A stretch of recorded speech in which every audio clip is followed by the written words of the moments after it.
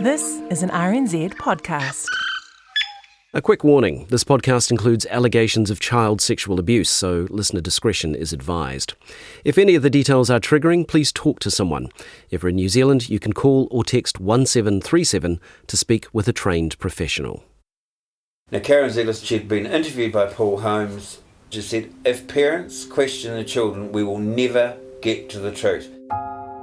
This is Peter Ellis talking to me back in something like 2019 about a TV interview with psychiatrist Karen Zelis. That interview aired in March 1992 on New Zealand's biggest nightly current affairs show, Holmes.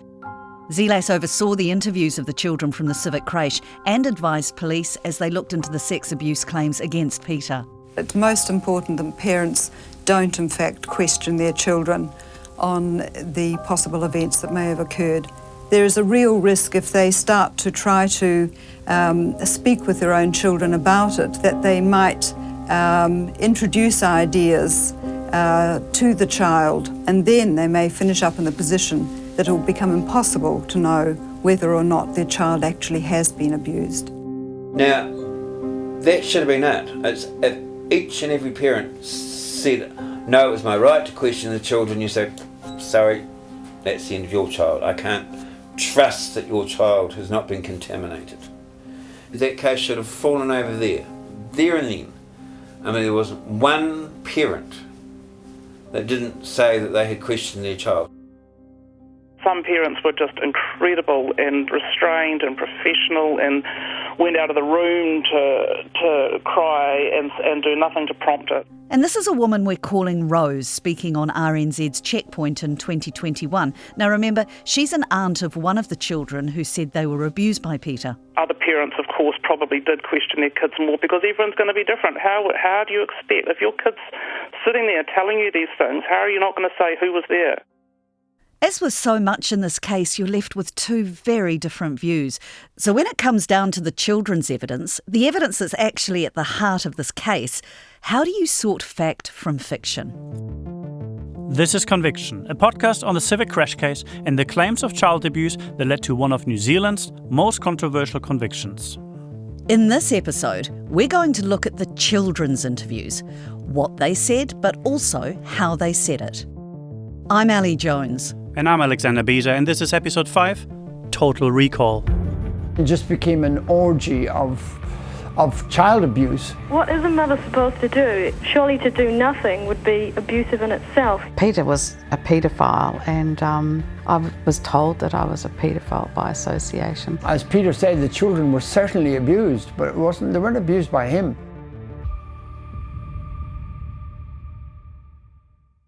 I will describe this one thing for you, for your listeners.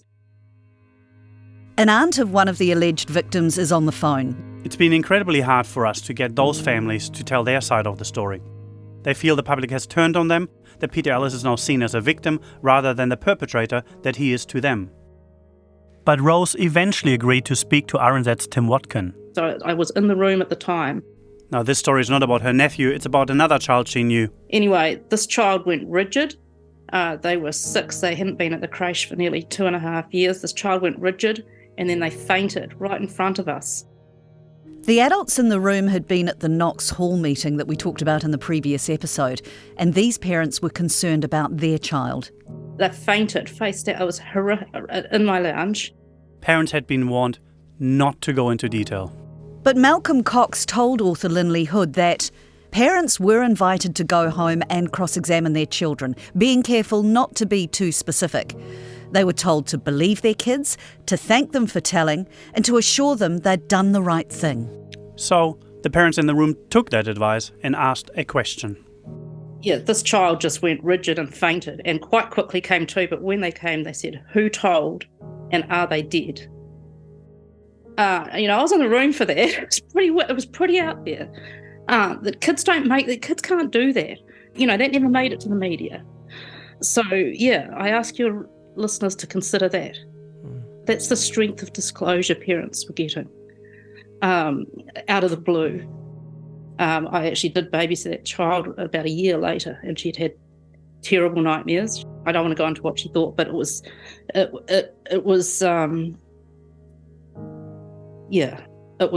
a striking disclosure, and other families were experiencing the same kind of thing. And you don't think that can be explained by kids and parents sharing stories from the contamination Absolutely from not. parents? That child hadn't seen the other child for a couple of years. There was no interaction. They knew who they were because they were connected to me. We were each connected to each other. So there was no overlap that could have caused what happened there, the disclosure I witnessed. So let's go back to the end of that summer in 1992 when this child had fainted in Rose's living room, when Peter Ellis says parents were unintentionally, unfairly convincing their kids that he was a monster. Public interest in the case is high. The media is all over it, and the police investigation has grown exponentially.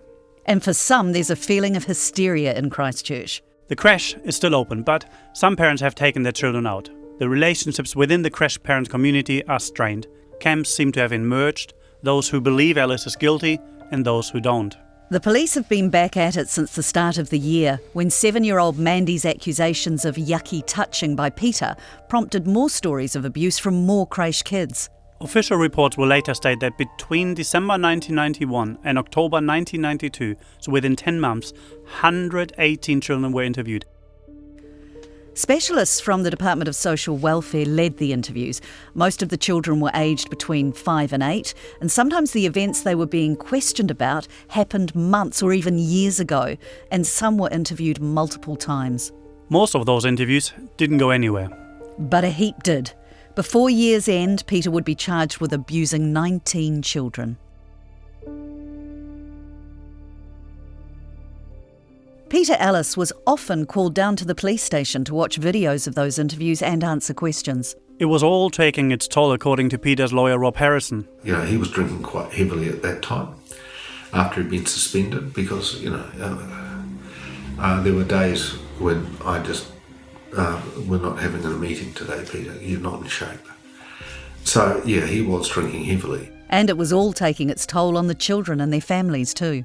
I was having 6 or 7 nights a week with her waking up screaming in the night and taking maybe a couple of hours to get her to be calm because she was having horrifying nightmares. In 1993, on the TV programme 2020, one mother described her daughter's behaviour after revealing that she'd been abused by Peter. I've watched her physically show me quite explicit sexual things. I have heard her describe things and really, in a little girl's language, really just hideous.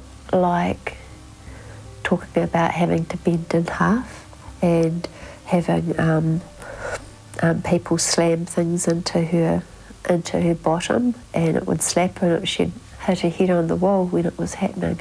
She'd graphically described to me about him putting things into her vagina and her anus and tying her up and putting needles into her, and she was crying and she was dry retching when she was telling me, and she was in bed and she was arching her back and saying he put things in here and in my mouth and my eyes and face, and she was sort of like convulsing and dry retching.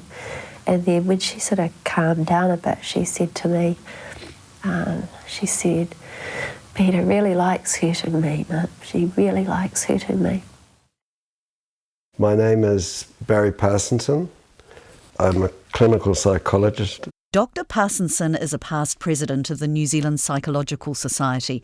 He's worked on a number of child sexual abuse cases, both in New Zealand and overseas, so he knows how hard it is for kids to talk about being abused. It's traumatising, it's frightening, distressing for children. They may feel that they're dirty, or that somehow they're at fault. And all of those things added together can make it a pretty horrendous experience for a child. When we look back at all the things said throughout the years about the children's interviews, that's probably the one thing everyone would agree on. It was just horrible for the kids. But was it horrible because they had to recount the abuse they'd suffered?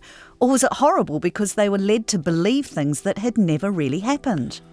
With no definitive physical or forensic evidence in this case, the glue that binds each camp together are their beliefs, their convictions. With children, especially preschool children, there are all sorts of questions about memory, imagination, and what's called contamination by adults, where questions and discussions twist or even create memories. For those who believe Peter Ellis's guilt, one phrase has long been central to their view: believe the children.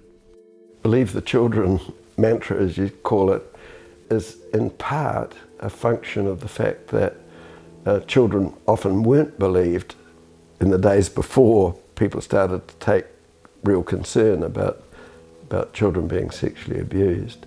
And so I think it switched to the other end of the spectrum and saying, well, you've always got to believe the child. The phrase, the mantra, ideology, whatever you want to call it, first surfaced during the McMartin case in the US, and we touched on this case in episode 2. The McMartin case came about just as a new understanding of child sexual abuse was emerging.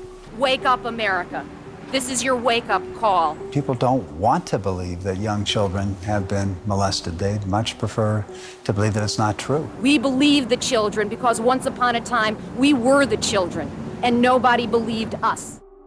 Now, that was from a 2014 New York Times retrospective on the McMartin case. McMartin was a few years before the Civic crash, but it's often seen as a bit of a mirror case with very similar issues and traits. The McMartin trial lasted 7 years, and the result, all charges were dropped, no convictions.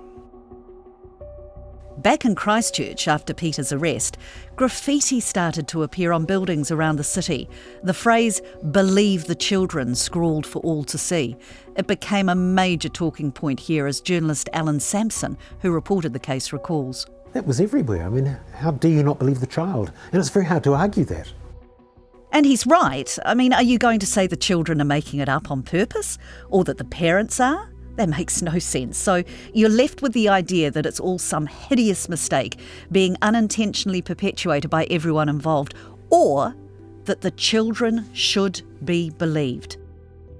And down through the years, through inquiry after inquiry, over and over again, the children have been believed. By their families, of course, but also by experts, judges and police officers too.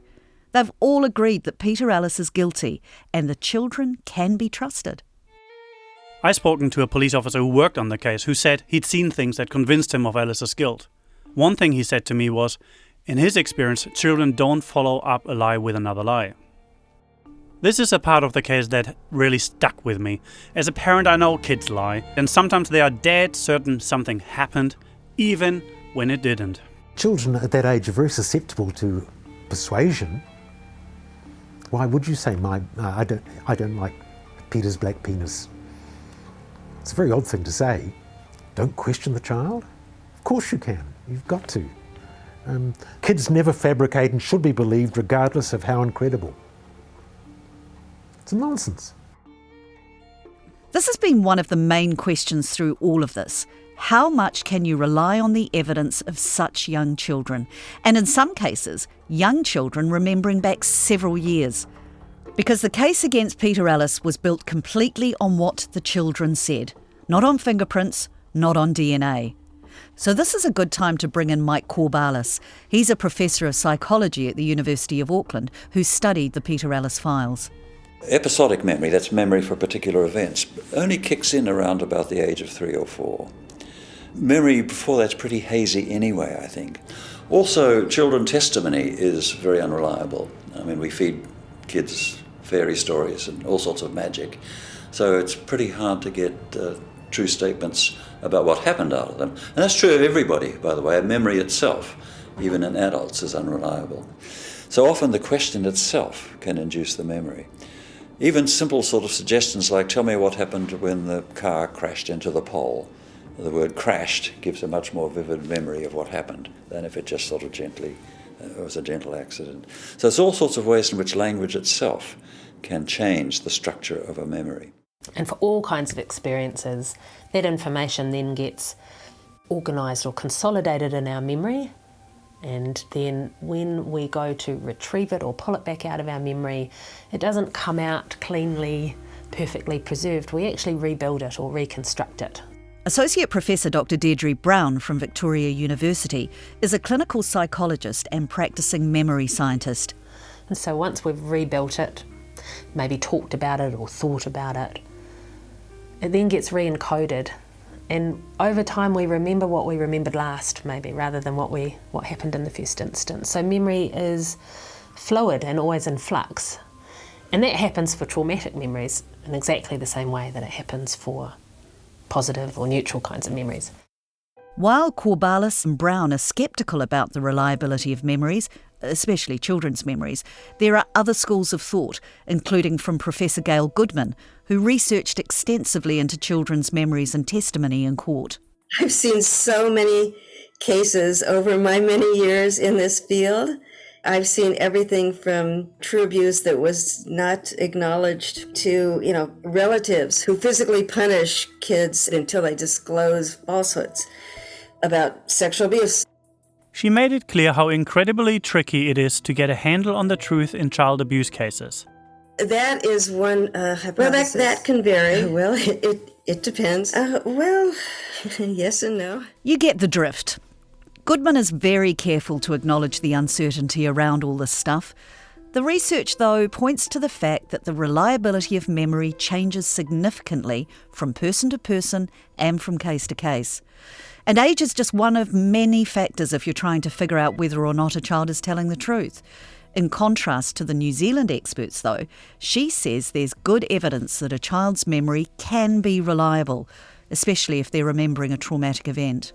We've studied children who have actual abuse allegations, where there's documentation and corroboration. So in real cases where there is video recordings of the actual abuse, for instance, even 2-year-olds have broken cases. So they can be accurate.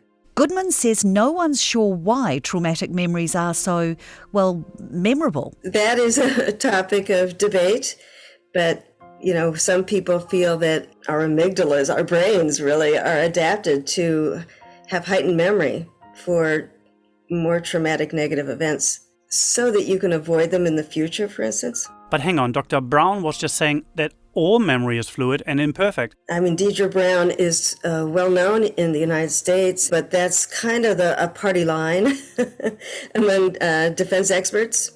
As a researcher, it's hard to say that is true or not. If you look at, for instance, some of the adult literature on people who were involved in potential plane crashes, right? So they think the plane is going down and they're all going to die. And you look, say then the plane doesn't go down and everyone is safe. That kind of event is memorable. You can't forget it. Goodman says that stuff sticks, for young and old. Where it gets tricky, though, is that if nothing's occurred and there's no traumatic event to remember, then children can be susceptible to suggestions from others. But as she points out, so can adults.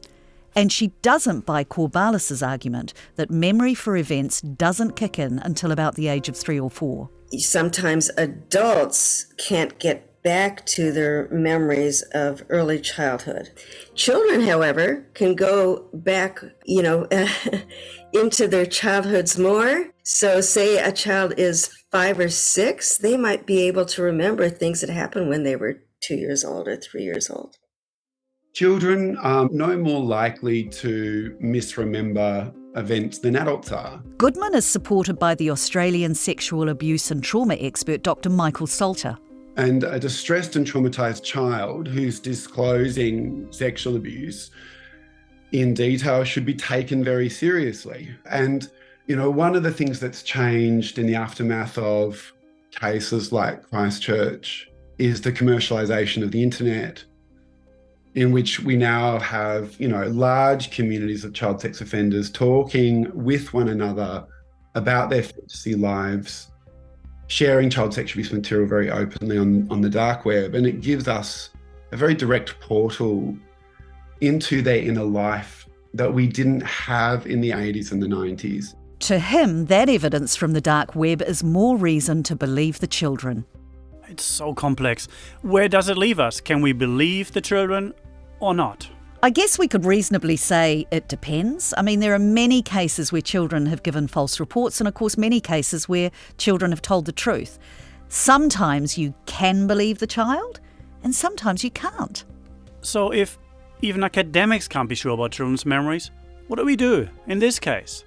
Are the children's memories safe, or was the investigation process so flawed that it led to the creation of false memories? Yeah, and that's the key. This is the question of contamination. And to decide whether there was any contamination, we need to look a bit more closely at the process, particularly how the children's testimonies were gathered. Because one of the things that's been debated over and over through the years is whether the well-meaning parents inadvertently implanted memories or whether they made the kids remember things that actually never happened. Parental contamination would be whether intentionally or not, children are exposed to information from their parents or expectations from their parents about what they should say or what they experienced or what their memories are likely to be. And so that might happen inadvertently. Now here we're listening to Dr. Brown again. A worried parent, for example, might say to their child, look, it's really, really important that you answer the social worker's questions. And so they're not saying what the child should say, but they're, communicating it's very important that you answer these questions. And a child might interpret that as, I have to give an answer to everything, even if it's not something I know about, or even if it's something I can't answer. So it might be as unintentional and broad as that. Right through on a continuum to overt coaching, where a parent is saying, okay, now when they ask you about this, this is what you must say. And then somewhere in the middle, there could be all sorts of sources of contamination that might come from, for example, hearing one parent talk to another parent in the lounge. Rose, the aunt of one of the alleged victims, concedes all these scenarios probably played out in the living rooms of Christchurch in 1992. So yes, of course, there will have been every variety of reaction and every variety of interaction. It doesn't mean it didn't happen. She compares it to adult rape cases, where only about a third of people charged are convicted. It doesn't mean that those other women weren't raped. It's the difficulty of the judicial process for sexual abuse victims, I guess. Yet, as Peter Ellis said right at the beginning of this episode, Karen Zelas, the child psychologist who supervised the specialist interviewers in this case, had already been on national television in late March 92, stressing how important it was that parents didn't question their children. There are specialist interviewers who are being set up to interview these children, and it is very important that parents don't conduct their own interrogations. There's a danger, isn't there, that parents can now start imagining changes? Yes, there is. There is a real risk if they start to try to speak with their own children about it, that unintentionally, in their effort to get to the truth, that they might introduce ideas to the child by the way in which they ask questions of the child, and then they may finish up in the position that it will become impossible to know whether or not their child actually has been abused. Now remember, more than 100 children were interviewed, some multiple times over the course of nearly a year. But now we're hearing that just one misphrased question or a comment could change the structure of their memories, could turn something innocent into something far from it.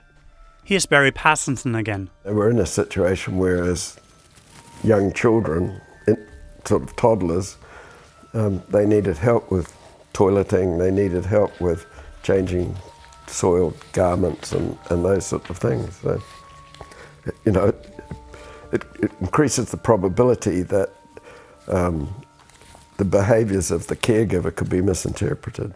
Peter Ellis's lawyer Rob Harrison suggests this might be what happened with at least one of the complainant children. Remember, they all have permanent name suppression, so we're using the pseudonyms given by Lindley Hood for her book. Now this boy Bart said that Peter Ellis wobbled his penis and smacked his bum while he was having a dirty nappy changed. Harrison remembers watching the boy's interviews. There's just this shy little kid, quite an engaging wee child, talking about getting changed and getting poop on his penis and his penis being wobbled while someone cleaned it. He's not under any pressure, he's quite calm, and he's, you think, what a nice kid. And then 3 months later, after his mother has been hounding the bejesus out of him night after night after night, and the brothers and the dad and everyone else.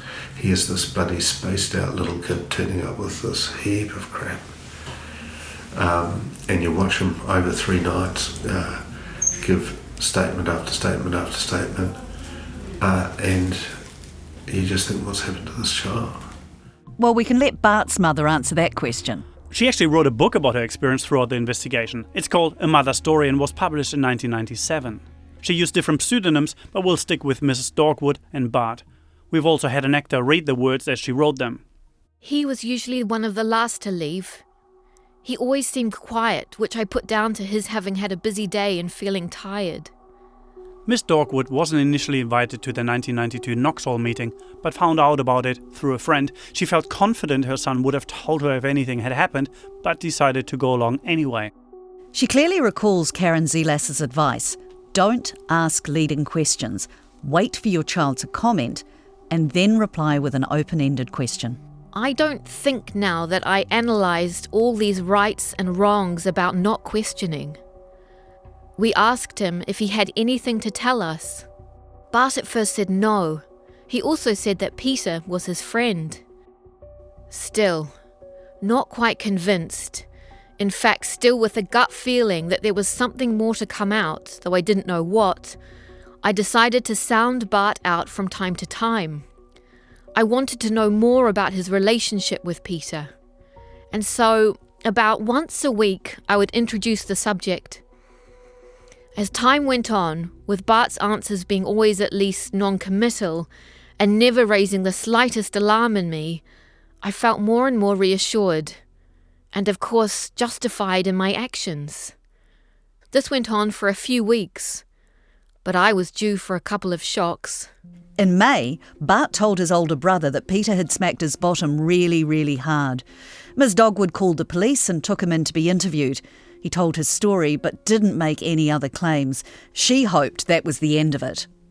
But over the next 3 months, Bart became, in his mother's words, sad, angry, aggressive, violent and abusive. Early in August, he threw a tantrum and kicked a hole in the bathroom wall. Taking a deep breath, I said with unmistakable determination in my voice, "Right, we're going to have tea now, but at 7:30 you and Daddy and I are going to sit down and talk about the creche. I believe you've got a lot to tell me, and now it's time to talk." I remember it all very clearly. We were close together, Bart lying on the couch in a fetal position, his father sitting on the edge right next to him, and me sitting on the floor next to them both. I started asking Bart if he would like to tell us anything he remembered about Peter Ellis and what he had done to him. He said that Peter made him do things to him that were yucky, and he didn't want to do it, but Peter made him. I could feel my heart thumping and I felt sick, but I kept listening and tried not to change my facial expression. The 3 of us were there for more than 2.5 hours, and lots of things happened, though not in a sequence that I can recall. It seems strange now to think that Bart didn't cry. In fact, he seemed curiously flat and drained of feelings. But he certainly opened up his memories. Bart was taken in to do an evidential interview the next day. And then in the evening, he disclosed more abuse. And this happened 3 times in 3 days.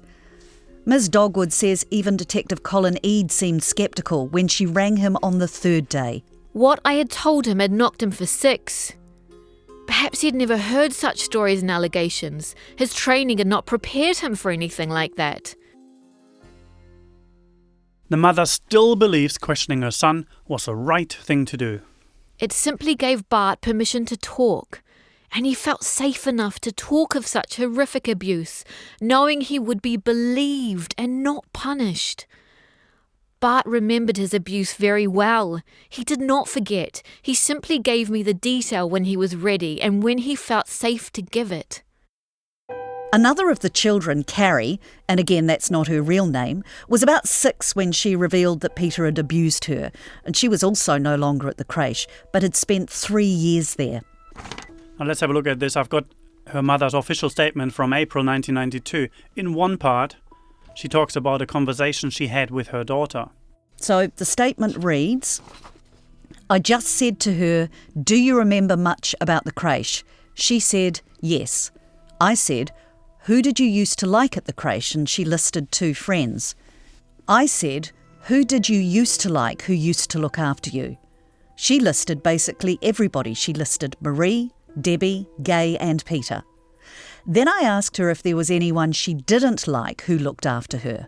She said, "No one." Then I asked her if she liked Peter. She said, "No, not really." Then I left it. At that stage, I remember thinking it wouldn't have happened to Carrie because she was so upfront and she would have told me. Sue had talked at the meeting about indicators. Sorry to butt in here. She's actually talking about Sue Sidey. She's the specialist from the Department of Social Welfare and who gave the parents a list of common behaviors that might indicate sexual abuse. Things to look out for, like bedwetting, fussy eating, and sexualized behavior. So then the mother carries on. Carrie showed none of those. It just nagged me. It just stayed in my mind. I wondered if anything had happened. And Carrie's mother is worried, so she asks more questions. She told me that Peter had a cup and that he used to put white yucky stuff into the cup and then they had to drink it. This is Carrie's mother being interviewed in 1993 for the TV current affairs show 2020. Later on she told me that one of the other children had to suck his penis and then she said that she had to. She talked about being hit by him in the toilets of the creche, either inside the toilets with the doors closed or in the lobby part. By continuing to ask Carrie questions, was her mother just giving her the opportunity to open up? Or was she contaminating or even creating those memories? And what about those parents who just talked about the case when their children might overhear? Or those who share their worries with other parents, who might then talk to their children? How much is too much? The suggestion is that those parents shouldn't talk to each other, shouldn't express concern, shouldn't support one another. I mean, I think it puts parents in these cases in an impossible situation. This is Australian criminologist Michael Salter. You know, ultimately, I think this seriously disadvantages these multi-victim child sexual abuse cases. It makes them extremely difficult to investigate and to prosecute because the natural response of a parent in this situation is to check in with their friends whose kids also attend the same institution. He wants people in this sort of situation to talk about abuse, so others are warned. His fear is that the justice system is just too hung up about contamination, and that comes at a high price. And that is why most victims and survivors don't make a report to police. It's why many of those reports don't go through to prosecution. It's why conviction rates are so low and appeal rates are so high. Is that the outcome that we want as a society, where the majority of people who commit sexual offences against children never face any consequences? And that's the situation that we're in at the moment. So, what would you do? How much parental involvement is too much? How much influence is acceptable? It's not like there's a cut and dried answer to that, but in this case, in August 1992, it had reached a level where concerns were raised. Not about all the questioning by parents, by any means, but about some. And surprisingly, those concerns were raised by none other than Karen Zelas, the child psychiatrist who was supervising the social workers interviewing the children. Ross Francis, the legal researcher who studied this case, has seen a letter Zelas wrote to Detective Sergeant John L. It's dated August 28, 1992. It's quite a long letter. It really is almost telling the police how to do their job, and I know that at one point she even says herself that it might sound as though she's telling them how to suck eggs, but I think she's wanting to make sure that they're doing everything that they can do to properly investigate the case. But she does focus on the allegations of two of the children who would later be complainants. Ross is going to stick to the pseudonyms we're using for Kari and Bart. In her letter, Dr. Zelas says that it's clear that Kari's parents elicited disclosures of abuse by Peter Ellis by highly leading questioning. Dr. Zelas says Bart's brother and parents did the same. In Bart's case, the parents subjected him to intensive interrogation pertaining to ritual abuse. between the 3 August interviews, which were on consecutive days. And then she says Bart would then disclose in the next interview with Sue Sidey the information elicited by his parents the previous night. And she says these facts could make it easy to dismiss the children's statements as having little probative value, whether or not they might be accurate. Karen Zellers turned down our request for an interview. Since retiring as a psychiatrist, she became a writer and poet and said she wasn't interested in going back over the case. So we couldn't ask her about the letter.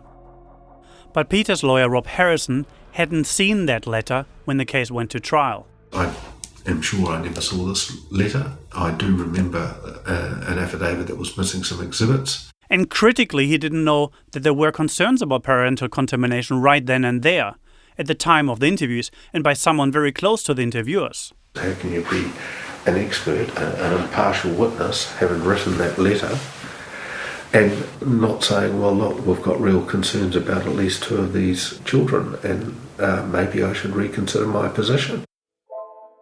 For Alice's supporters, parental contamination has always been the crucial thing in this case. But, as we've heard, almost all cases of child abuse will have some contamination, because parents are always going to ask questions when told their child might have been abused. And 2 independent international experts who reviewed the testimony for a later inquiry, the Eichelbaum inquiry, found the evidence the convictions were based on was not undermined by contamination by others. One of those experts was Dr. Louise Sass, a Canadian child psychologist. Now, she has some critics, but she was chosen for this inquiry as an international expert on child abuse and child testimony. Her comments on the case are read here by an actor. There is no doubt that there was some contamination of the case by the over-involvement of parents in the investigation and the sharing of information between the complainant parents. This is always a danger in any case, and in particular in a case of this proportion. Having said that, in respect of the evidence of the 6 child complainants that I was asked to comment on, I did not feel that their evidence was seriously affected and unreliable as a result of the contamination. The effect, in my view, was that there likely would have been more convictions if the issue of contamination by parents had not been raised so frequently. It wasn't just the parents' questioning that raised doubts about the children's evidence. There was something else at play here as their testimonies were pulled together. The interviewers themselves. During the Holmes interview in March 1992, Zelas described what happens in interviews with children. The actual interview process itself is a very gentle one, particularly with young children. It focuses very much on engaging them with play materials, and children will often think of it more as a play session than an interview or an interrogation. Here's a transcript of Sue Sidey interviewing Kari. Lindley Hood highlighted it in her book, and it's worth hearing, so I've got a couple of actors reading their words. You said Peter touched your fanny, and I said where, and you said no he didn't, he only touched you what? He only touched me here. What did he touch you with? I don't know. What? What? His penis. I want to go. Yeah, I know, yeah. Can I please go? Pretty soon. We'll just talk about that one. What did that make you feel like there on your body when his penis? It felt the same. As you can hear, Kari is showing signs of needing a break, but the interviewer continues. Come and sit down here. I don't want to. Okay. I want to go home. All right. When his penis touched you there, were your clothes on or off? On. They were on. And what about his clothes? They were on. They were on too? Yeah, but not his trousers. How did his... I want to go. The session ends after Sue Sidey strikes a deal with Kari. Could you come back another day and tell me the other things if we have a break now? Kari agreed, and the interview ended. Ignoring, statements of, I'm tired, I want to stop, I want to break, I think is worrisome. Dr. Deirdre Brown continues. We also know that a good rapport and a good level of engagement actually protects against the influence of suggestive questions. So when you interview in a warm and supportive manner, not a leading manner, children are more likely to be able to say, no, that's not right, or no, that didn't happen, if you do ask questions that are leading, than if you're adopting a more authoritarian kind of style of interviewing. So I think if children aren't feeling comfortable And then if they're expressing their discomfort and that's being ignored, they may feel less able to then disagree or feel like they're going to be heard or believed, and so adopt a different kind of responding style. They were interviewed for long periods of time. I think now the rule is you're only supposed to interview a child once, but some of them were interviewed for hours, I believe. So that's really very bad practice. And that's Mike Corbalis, the Auckland University psychology professor. First of all, the child becomes distressed, and the child can probably be controlled into saying what the interviewers want them to say, partly to get out of it. I mean, some of those kids, as I understand it, wanted to get away. They wanted to get back to their parents. So that makes it even worse in terms of extracting false information. Peter's lawyer Rob Harrison, now remember he watched the videos, said the interviewers ignored other things the children were saying too. One of them was the wee boy who said that Peter had cut his penis off. And then he'd sellotaped it back on, and he had bled to death. And she said, so, words to the, it was 30 years ago, but she says, so what happened to the sellotape? And he says, it's still on there. And she says, oh, so how did that make you feel? And he says, it's a joke. And she says, what do you mean it's a joke? He says, about all this, I'm joking.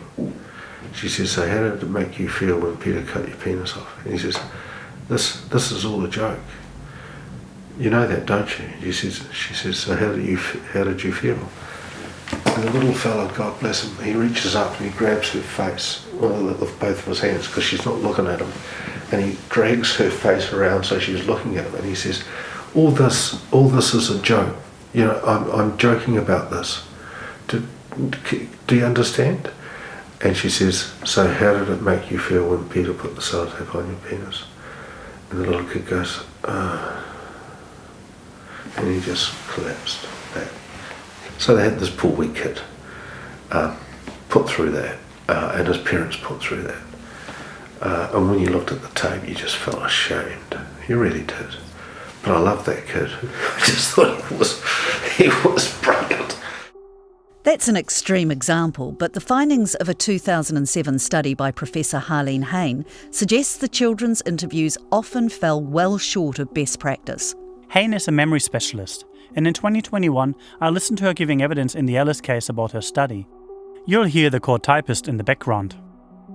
Based on our systematic coding of the transcripts of the interviews, the use of suggestive questions was far from zero.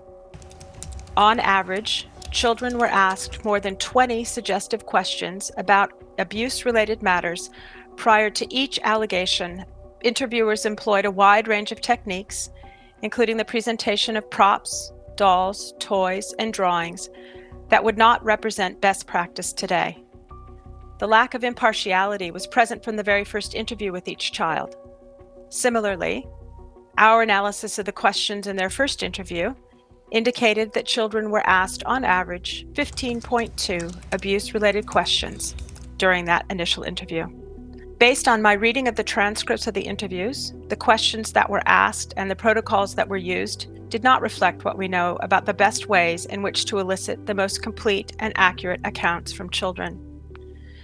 Importantly, however, given the large amount of additional information that children were exposed to prior to their interviews, including, but not limited to, repeated and highly suggested questioning by their understandably concerned parents, I am not aware of any interview protocol or debriefing procedure that would have been effective in ascertaining what did or did not happen.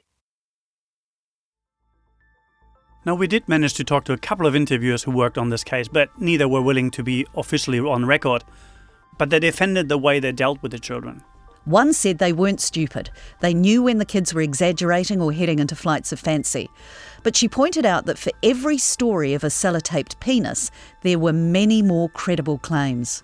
And it was those credible claims that made it to court, while the claims of a penis being sellotaped back on were left to the side. I think the interviewers were doing what they believed they had to do assume they thought they were following the best practice they had to for evidence gathering for a successful trial. This is Rose again. I mean, how difficult is it for a woman to get a conviction on her own rape where she's going to have a good memory of it and some evidence and so on like that? They knew how hard it was. Another thing worth remembering is that this was the 1990s and we did things differently back then, as Professor Gail Goodman of UC Davis in California recalls. So back in the 1990s, there was still a lot of debate about how to interview children.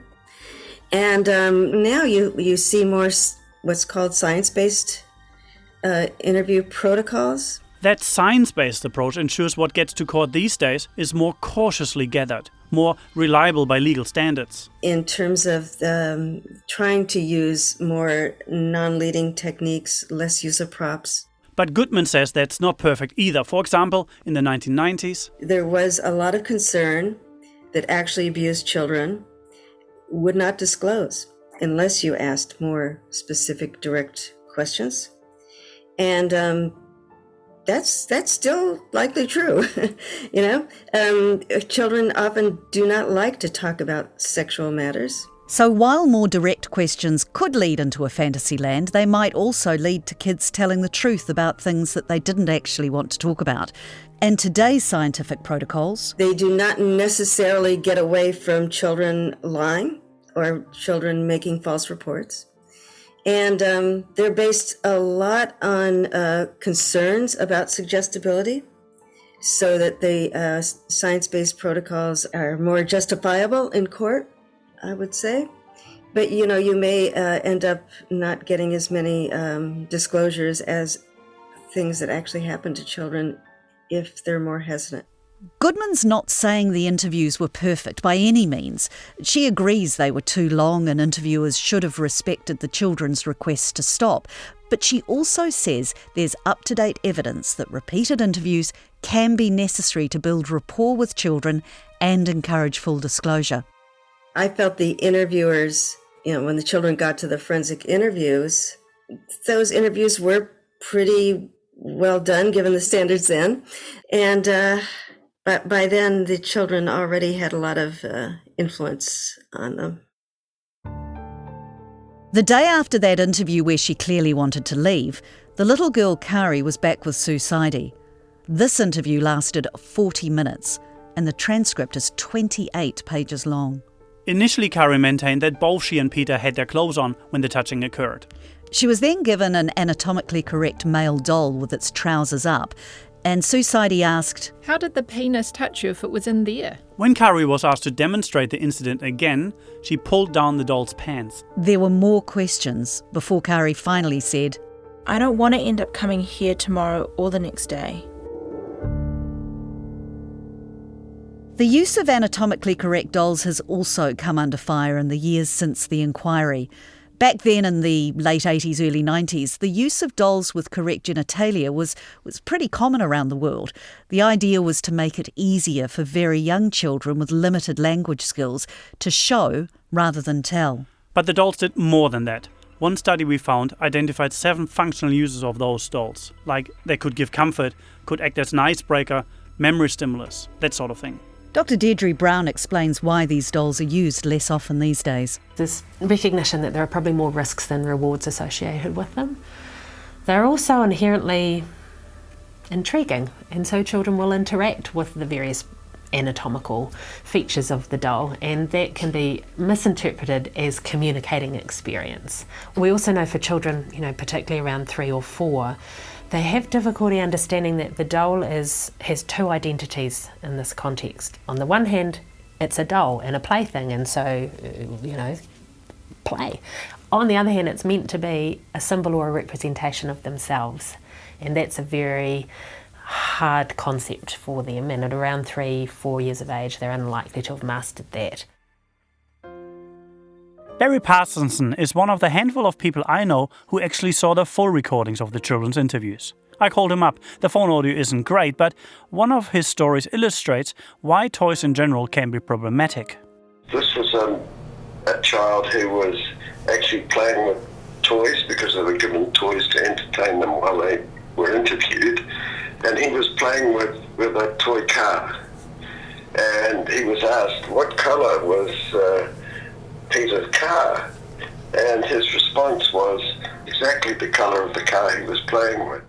Now quickly on that, I'm not aware that Peter had a driver's license, nor that he owned a car. Here's Barry again. on a better line this time. I don't think we can necessarily lay a lot of blame at the feet of the interviewers. They were doing a job that as they understood it, and I think they didn't realise just what was necessary in order to conduct a good interview that gave children an opportunity to say what they needed to say without it being interfered with, as it were, by adults who were doing the interviewing. I keep coming back to the question we asked at the beginning of this episode. How on earth do you sort fact from fiction in these cases? With everything that's said around the children, did it, as Karen Zeelis warned, become impossible to know whether or not Peter Ellis abused these children? Tim Watkin put that to Professor Goodman. Would you have shared that concern at the time, and is that still a concern? Yes. And are we getting any better at understanding fact from fiction in those kind of situations? Are we getting any better? I hope so. The legal question, the question Ellis kept asking for so long is, was the process so flawed that an innocent man was dragged to hell and back? Well, the reality is that over the last 3 decades, inquiry after inquiry and appeal after appeal ultimately accepted what the children said was true, and that the techniques used to draw the information from them passed muster. One judicial panel ruled, and I quote, "The interviewer can be seen in some cases following up information received from a parent, but without inappropriate persistence or leading." And another judge said, quote, "While there may be some legitimate criticism about some aspects of these interviews, I am not satisfied that there has been improper conduct." And a third said, "The New Zealand methodology of 1991 for interviewing children in suspected abuse cases was well up with and, in many respects, in advance of the corresponding arrangements discussed in the overseas materials." So the courts held that the interviews were fine for 3 decades. All that changed after Peter's death, but we'll get to that later. And for the families who believe Peter Ellis did prey on a significant number of children in his care, the ins and outs of the interview techniques don't really factor into it. The overall global take on this is that actually the system, style and manner is not what's important, it's the consistency of response that leads you there, and I think we had that. But again, to your listeners, I'd say it's irrelevant to people like me who've heard first-hand disclosures how you think these answers were dragged out of children in an interview, because we know they weren't. It's that simple. I'm sorry, you can put these questions to me about how it could have been cooked up, but you couldn't make that happen that I witnessed and that other families witnessed. But look, the reason there have been so many inquiries and why this case is still so open to debate after 30 years is that there are so many questions and doubts. Most of those questions and doubts come back to the testimony of those small children. And most of those questions and doubts, well, they are still there. Find out that I was having sex with Debbie Gillespie on the toilet floor of the crash, Suddenly, it's not only Peter Ellis in the frame. One child came through my roof of my office, which is concrete, in a cage. I had made a little boy called Andrew lie in a white coffin, and I had stabbed him until he was dead. In the next episode, we hear some of the children's more bizarre claims and look at where these stories of ovens, cages and dancing circles might have come from. Why would a child come up with such horrific detail in their fantasy world?